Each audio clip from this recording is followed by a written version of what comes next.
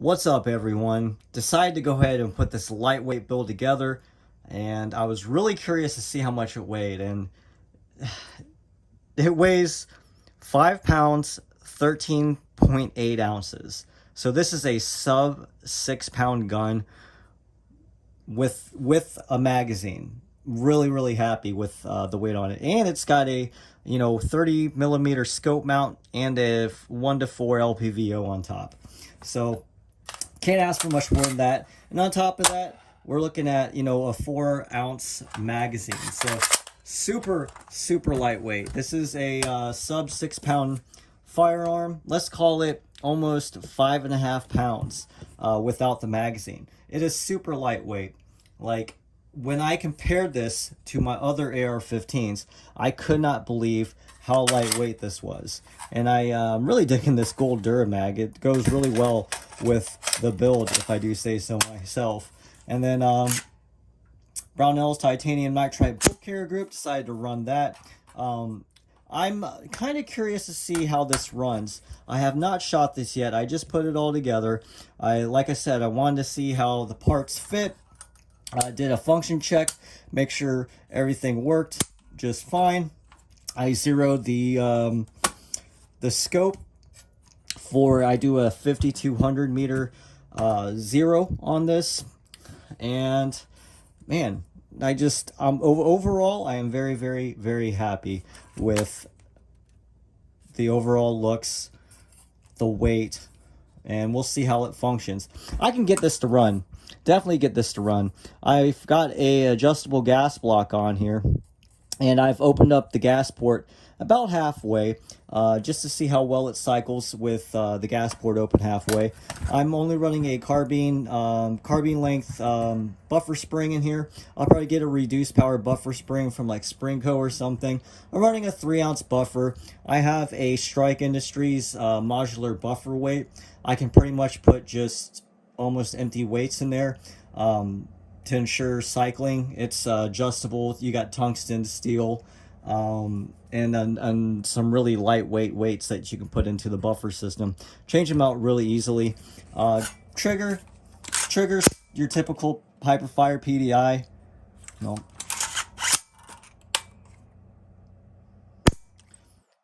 I'm going to try to run this kind of competition style. That's why I picked the optic. The scope mount and the TR24, the Trijicon Accupoint only weighs 17 ounces for this entire setup. Like I said, if I just wanted to run just, a T2 or a Hollow Sun, I could really get the weight down in this quite a bit. Where I think I saved most of my weight was the handguard. The Midwest Industries ultralight handguard was probably, oh man, it's only like an ounce lighter than the Battle Arms Development Rigidrail. But now, ounces equal pounds. I like the design of the Battle Arms Development Rigidrail. I do believe that the Midwest Industries is just a little more durable, but I do like the design. You save a lot of weight on the barrel. This is a pencil profiled barrel from Faxon firearms. It is the match series, however, so we'll see how well the accuracy holds up. I heard mixed things about pencil profiled barrels, so we will see if after the barrel heats up, if it will hold accuracy. Hopefully I can get I'll be shooting for 2 MOA at 100 yards with just typical 62 grain M855 ammunition that I have laying around. I did get the slick side upper from Aero. I don't know how much weight that actually saves. It probably doesn't save all that much. Oh, I gotta clean that grease off there. That's from the barrel nut. I always like to put anti-seize on the threadings and stuff, but I put some decent parts in this. I'm hoping, like I said, it runs right. I'll go from like butt to front. I'm running a Mission First Tactical Minimalist buttstock, primary weapon system, buffer tube.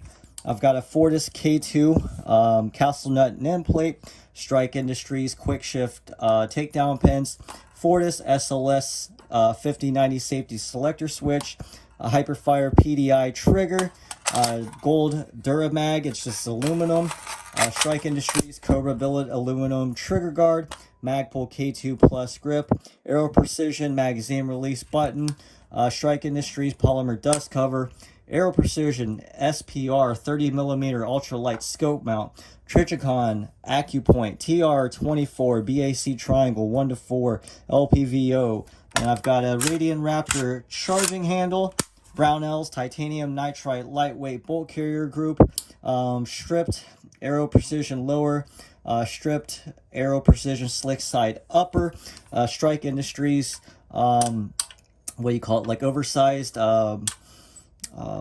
bolt catch, Battle Arms Development, Rigidrail, Faxon Match Series, pencil profiled barrel, Wojtek adjustable gas block, Aero Precision nitrited mid-length gas tube, and the VG6 Epsilon 556 compensator and muzzle brake. So those are all the parts that I'm running into this, or running on this, I should say. I can't remember what the buffer spring and the buffer weight is. There's just some ones that I had laying around, and other than that, I think literally that's all the parts that I'm running in this. But man, I'm really happy with a like a 5.5 pound AR15 with a LPVO on top. Yeah, you can't ask for much more than that. So I'm really happy that I put it together. I'm not entirely I like the black and gold. I have a black and gold Glock. I actually have two black and gold Glocks. Kind of goes with it. I don't know. Maybe I'll build another AR-15 and get that Cerakoted white and gold. I don't know. But I really just wanted to put it together finally and see, what it weighed, what it looked like, and I'll take it to the range tomorrow and see how it runs. But I thought I'd share that with you guys, since I have literally been talking about putting this together for, I don't know, what, 3-4 months now, ordering piece by piece. You know, I would order like a safety selector here, a castle nut end plate here, a magazine here. I had a bolt carrier group. I ordered my optic not too long ago. Found a good deal on the Rigidrail. I really looked at the Rigidrail a few times, and then I had my eyes pretty much set on that Midwest Industries ultralight rail. But man, that rail was $260. I think I found it one time for like $209 on sale. But even with like tax and shipping, where I was still looking at like a $230 rail, whereas I paid $130 for this Battle Arms Development Rigidrail. So I saved, it was like half the price of what it would cost me for that Midwest Industries. And I only saved, or this only weighs like an extra ounce, maybe ounce and a half than the Midwest Industries of the same length. So I just went ahead and went with the Battle Arms Development. But I could actually save weight in a few other places, I believe. This isn't the lightest that I could get this AR-15. So we'll see how soft I can get this recoil impulse to get as well. So just as a disclaimer, anyone building a lightweight AR-15 build, I did not put the lightweight bolt carrier group in here to save on weight. I put the lightweight bolt carrier group in here to help with the recoil impulse. A lot of times, the more weight that you add to a rifle, the easier it is. It's going to be to handle. And you know, I really like mid-length gas systems. That usually smooths out the recoil impulse quite a bit, depending on what they drill out the gas ports on the barrel for. But a lightweight bolt carrier group with the right spring and buffer weight will really smooth out that recoil impulse, especially when you can dial in the gas system. Like I said, I've got this opened up about halfway. It is adjustable. Just as a FYI, if you get an adjustable gas block, I do highly recommend like using some crude oil, or you can just use regular lubricant on your set screws in there so it doesn't get carbon locked. But when you change your grain sizes, and different types of ammunition, you will need to adjust the gas block in order to ensure cycling and stuff, especially if you just open up that gas port enough to get this to cycle with as little gas as possible. So I may open up the gas and just see how reliable I can get this to work too, because I don't like finicky AR-15s. I like my AR-15s to run very, very reliably. But this is my first lightweight AR-15 that I built. I figured I'd try something new.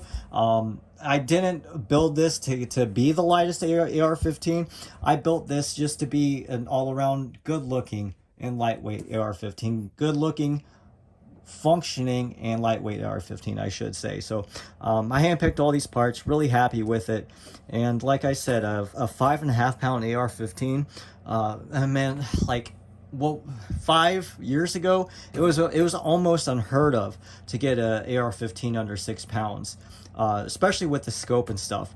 Today, on today's market, with the parts selection and stuff, it's become a lot easier, a lot cheaper. If you're getting bored of building your, some AR-15s, this was a very, very fun build for me to do. And over time, it took me a few months to save money, to find the parts that I wanted for it. I really researched parts when it comes to my AR-15 builds. I wait for those parts to go on sale. Once I research the parts, I highly recommend you do the same. Save a little bit of money where you can. I'm not in a big rush to make builds, even though I really like to take it out and shoot it. And I mean, I love firearms, don't get me wrong, but if you can be patient, you can really can save a lot of money on firearm parts. Like, I picked up a 3-pack of these Aero Precision lowers, a 3-pack for it was like 200 and some change for 3 stripped lowers. Really happy with that. I'm actually finding a hard time finding inexpensive stripped uppers. I used to be able to find decent stripped uppers for like $30. Now they're like $60 to $80. I don't know what's happening to the market. But anyway, I'm kind of going on a little bit of a rant there. But man, let's take a look at this bad boy again and just look how pretty he is. I don't know what to call him yet. I don't know. Maybe it's a she. Haven't decided yet.